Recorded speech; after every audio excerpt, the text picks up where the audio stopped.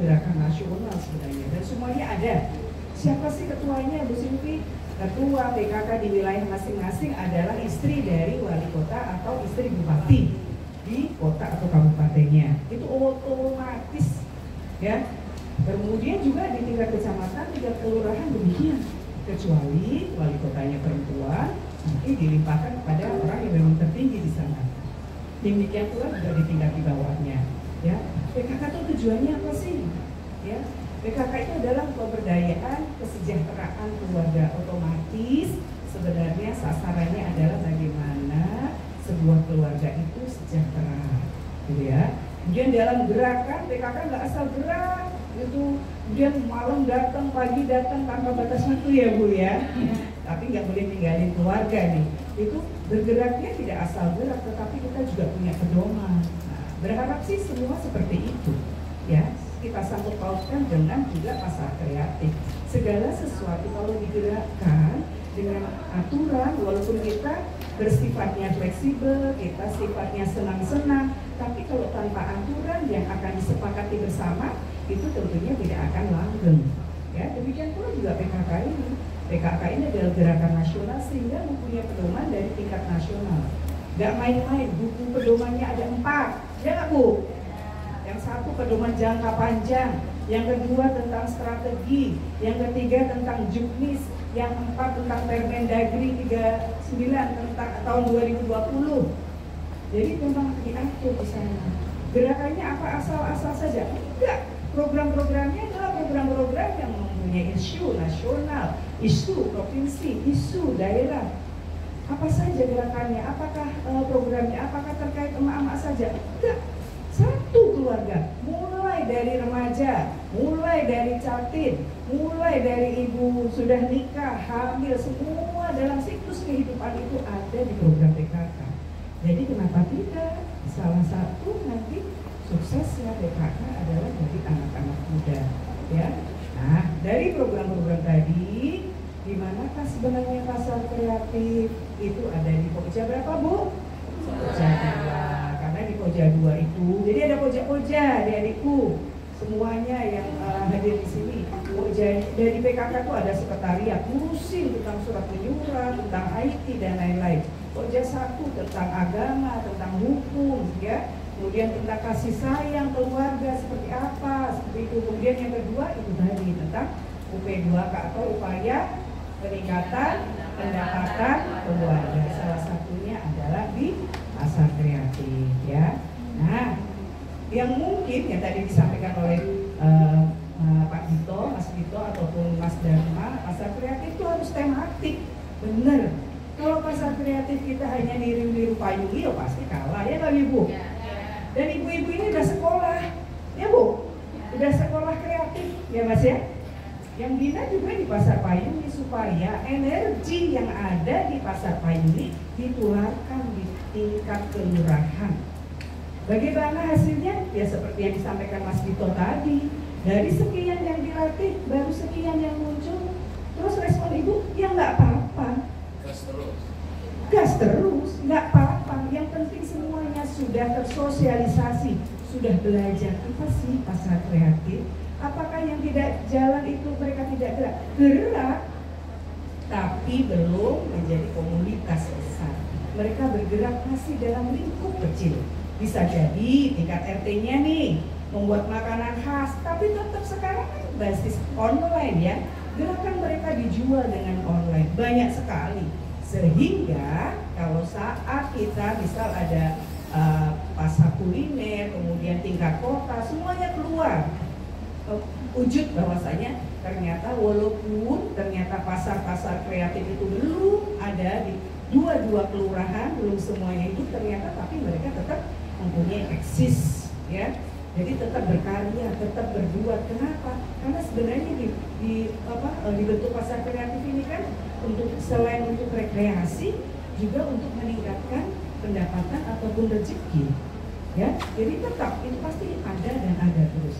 Nah, tapi konten di sini adalah bahwasanya pasar kreatif itu ayo dong diwujudkan, dan alhamdulillah beberapa kelurahan di Kota Metro tentunya kita sudah banyak yang tahu ya, ada beberapa tempat dan mereka mempunyai spesifik sendiri-sendiri, dan itu memang kita harapkan seperti itu supaya tidak hanya sekedar berdiri kemudian besok tidak langgeng karena tidak ada aturan yang mengikat seperti tadi ya, nggak ada kalau di organisasi itu ADART silakan, itu adalah kesepakatan bersama, itu harus ada aturan-aturan, itu harus ada, jangan sampai hanya membentuk sekedar kemudian tidak ada legalisasi yang tertulis, nanti bubar juga nggak apa-apa, tentunya itu belum sempurna ya.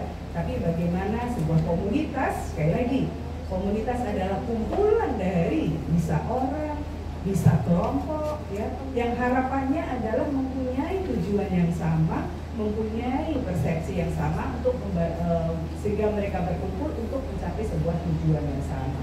Jadi dalam hal ini kalau PKK otomatis sebagian besar adalah komunitasnya ibu-ibu ataupun emak-emak. Sama, saya juga sebagai ketua Dekranasda ya, kalau ketua Dekranasda ini ngurusinnya bagian daripada PKK karena kita bergeraknya tentang budaya, bergeraknya tentang UP2K tadi, usaha untuk peningkatan pendapatan keluarga, bisa bentuk batik, bisa bentuk seni dan lain-lain.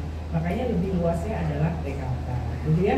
Jadi berharap dengan lebih awalnya adik-adikku ini mengenal apa itu PKK, berharap nanti berpikir positif dan kita bisa menjadi join ya, jadi berkolaborasi. Jadi tidak hanya sekedar kolaborasi, tidak hanya kerja sama saja, yuk ikut bantu ibu ya, tetapi tidak sinergi sama saja.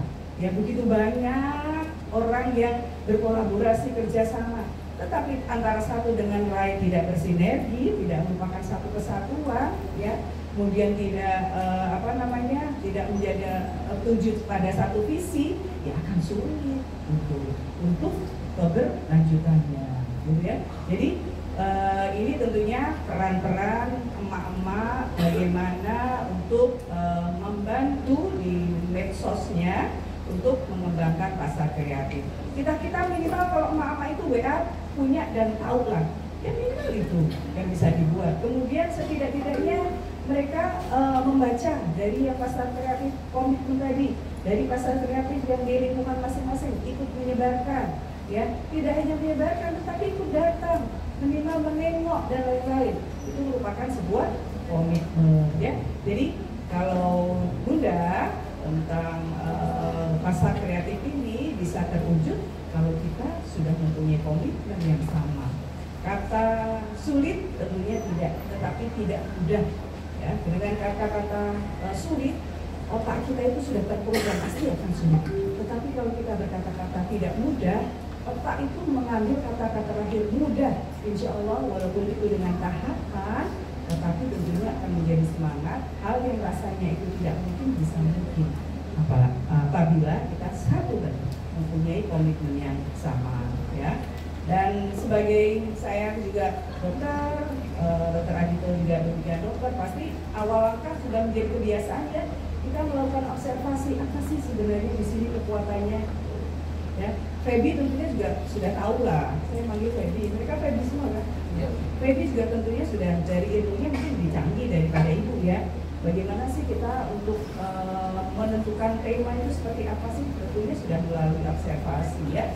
Pasti akan dilakukan hal-hal apa sih kekuatannya, gimana sih kelemahannya, apa sih pesaingnya, gitu ya. Kemudian bagaimana sih kita inovasinya, itu tentunya lebih dari ilmunya tentunya lebih banyak menerima di bangku kuliah dibanding ibu. Tetapi kami yang hadir di sini, emak-emak ini mungkin ilmu dari sekolahnya berbeda, tetapi pengalamannya sesuai dengan umurnya, gitu ya, Bu ya. Gitu. Jadi tentunya butuh banget kolaborasi antara ibu dengan anak atau dengan adik, demikian pula si anak dengan ibu. Caranya pastinya berbeda. Kita nggak bisa seolah menjadi anak muda, pasti nggak akan bisa, walaupun bisa mengklaim, aku juga bisa muda kok, bergaya ini kok, gini bisa, tapi tetap ya sesuai umur itu, kodratullah, ya nggak akan bisa walaupun casingnya dirubah seperti apa. Demikian pula juga dengan adik-adikku, tidak akan mudah dan menjadi seorang yang usia sekian. Kenapa? Anda mungkin dari segi IQ-nya memungkinkan melebihi kami, tapi dari pengalaman, ya pengalaman hidup itu tidak bisa dijual di mana-mana, tidak dijual di tahapan-tahapan kehidupan. Dan sebenarnya pengalaman itu adalah memperkuat kita, memperkokoh diri untuk kemajuan ke depan. Gitu ya.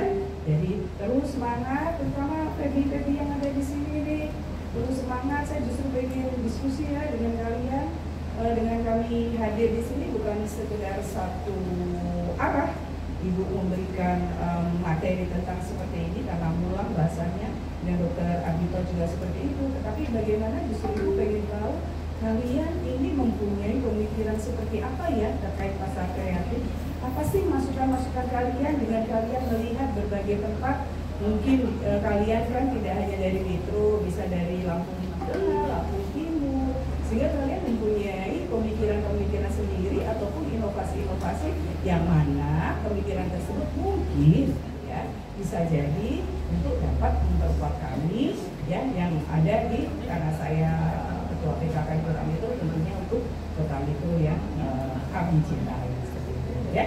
Demikian pula juga Ibu PKK, terima kasih banyak. Ini butuh bentuk kekompakan nih, gitu ya.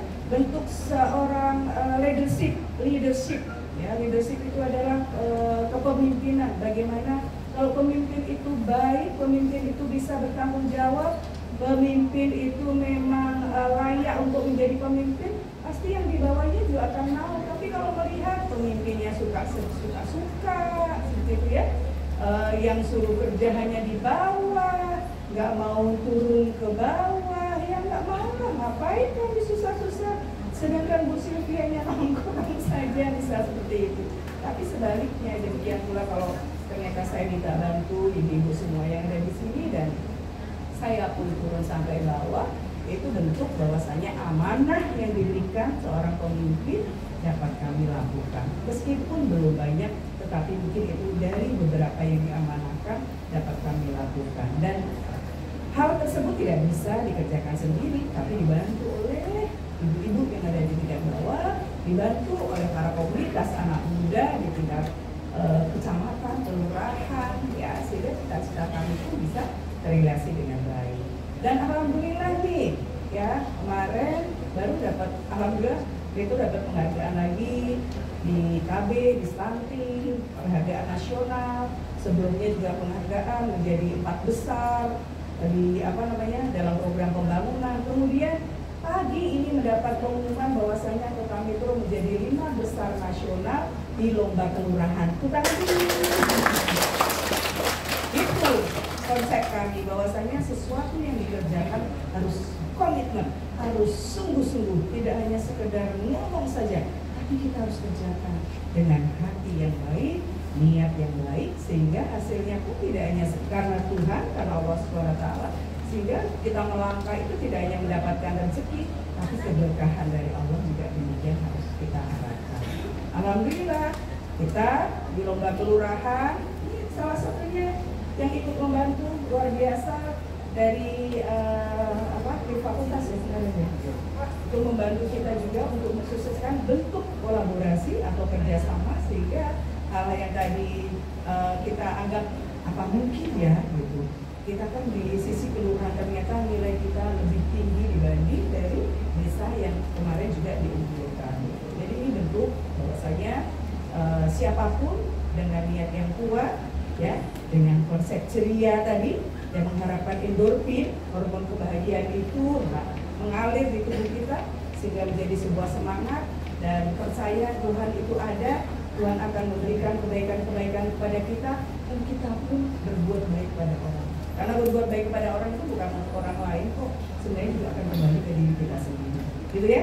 Jadi yang penting untuk anak-anak muda tetap semangat, jaga kesehatan, terus jaga etika, karena walaupun itu medsos seperti yang disampaikan Dr. Adito tadi, ya, bagaikan pisau yang bisa mensilet kapanpun kita, seperti itu. Dan selain itu, sekarang yang mempertanggungjawabkan di depan Tuhan kita tidak hanya kata-kata, ya, tapi jempol kita juga bisa diminta pertanggungjawaban, gitu ya. Jadi tentunya karena di sini saya seorang ibu dan tentunya anak bunda juga seumur kalian seperti itu, jadi tentunya perlu rasa sayang, perlu rasa kasih. Kalian harus menjadi generasi emas generasi yang lebih baik dari generasi kami, generasi yang kuat dari tantangan apapun, dan generasi yang bertanggung jawab terhadap apa yang dilakukan. Ya, jaga kesehatan, tetap semangat, kalian hebat, menggantikan generasi ini menjadi Indonesia yang lebih hebat. Mungkin itu dari saya. Terima kasih. Mohon maaf bila ada yang kurang. Assalamualaikum warahmatullahi wabarakatuh. Warahmatullahi wabarakatuh. Terima kasih kepada Ibu Sylvia yang telah memberikan materi, kemudian ilmu yang semoga bermanfaat bagi peserta takso pada pagi hari ini. Untuk sesi selanjutnya mungkin sesi tanya jawab. Tadi sudah dua narasumber yang memaparkan materi, diberikan kesempatan kepada mahasiswa dan ibu-ibu peserta juga jika ingin bertanya terkait tema kita pada pagi hari ini, yaitu mendorong komunitas melakukan promosi kampung kreatif melalui media digital. Rekan-rekan mahasiswa, coba dari pemaparan kedua narasumber tadi, kalian ingin menjadi penggerak tidak? Mau jadi penggerak tidak? Mau. Semangat ya, mau jadi penggerak tidak? Mau jadi penggerak atau mau jadi pekerja? Penggerak. Ya. Nah, silakan jika ingin menjadi penggerak, minta kisi-kisi tips dari kedua narasumber kita ini yang mungkin sudah berpengalaman, yang sudah pakar di bidang pemberdayaan sosial. Silakan. Jadi mahasiswa kita ini ada dari jurusan ekonomi syariah, Pak, Bu, kemudian akuntansi syariah, perbankan syariah, dan manajemen haji dan umroh. Itu ada 4 jurusan di Fakultas Ekonomi dan Bisnis Islam. Ini. Ngobrol aja ya, ya ngobrol santai nggak apa. Dan yang di depan kita ini, insya Allah nanti di bulan Agustus wisuda. Jadi siap-siap jadi penggerak, mungkin kembali lagi ke desanya, ya kan, seperti itu kan. Boleh nggak kalau ada yang tanya saya yang ditanya? Boleh Bu, nanti dijawab. Ini silakan. Saya ada satu sedikit pepatah tadi dari mendengarkan yang disampaikan oleh adik-adik. Ini Mas Dito ini hanya beruntung karena ayahku sempat jadi bupati sama wali kota sebelumnya. Jadi dari tahun 2010 sampai tahun kemarin sering banget melihat ketua tim PKK kecamatan, kabupaten, bahkan provinsi. Dan Mas kasih tahu ya, pidato tadi itu pidato terbaik ibu ketua tim PKK yang pernah Mas tahu. Itu yang pertama. Nah, itu benar. Karena Mas ini melihat lebih dari 40 ketua tim PKK selama ini udah pernah nih. Itu yang pertama. Yang kedua, tadi disampaikan bahwa kita harus hidup dengan ceria. Ini bukan masalah sosialisasi media ceria, tapi ada sebuah kata-kata yang tagline-nya itu bagus tadi, senyum. Itu ada ini, Dale Carnegie pernah bilang bahwa senyum itu adalah sesuatu yang bisa membuat orang yang kamu beri itu menjadi kaya tanpa membuat kamu menjadi miskin. Benar nggak? Nah, jadi oleh karena itu hidup sehari-hari dengan senyum, karena dengan senyum yang paling sering senyum yang bisa nanti yang palanya sering miring-miring. Nah itu sering senyum, nanti abis ini saya mau naik nomor teleponnya, sudah full belum deh? Nah itu berikan senyum kepada orang lain, karena senyum itu adalah sesuatu yang bisa membuat orang lain bahagia, bisa membuat orang lain bangga, dan senyum itu tidak akan membuat kita miskin, dan tidak pernah ada orang yang terlalu tinggi martabatnya sehingga tidak mau diberi senyum, dan tidak ada orang yang terlalu rendah martabatnya sehingga dia tidak punya hak untuk memberikan senyum. Jadi senyum adalah sebuah kunci pembuka silaturahmi dengan orang lain yang akan membuat langsung kita dekat sama dia. Nah langsung dari depan senyum.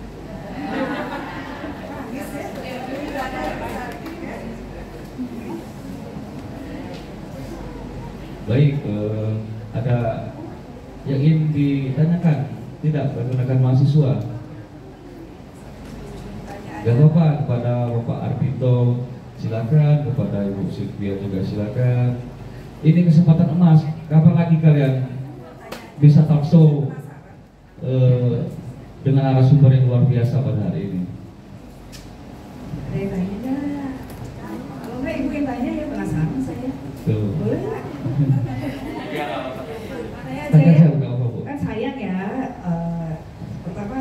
tentunya Dr. Adito kan wakil bupati, tanggung jawabnya besar, menyempatkan waktu ke sini tentunya butuh spare time ya dok ya pasti dijadwalkan sedemikian rupa. Demikian pula juga saya walaupun sebagai ketua Sindikat PKK ibu-ibu tapi juga tentunya mengatur waktu sedemikian rupa sehingga bisa bertemu dengan kalian semua. Jadi berharap ini merupakan kesempatan yang baik ya mungkin kami tidak begitu expert di bidangnya,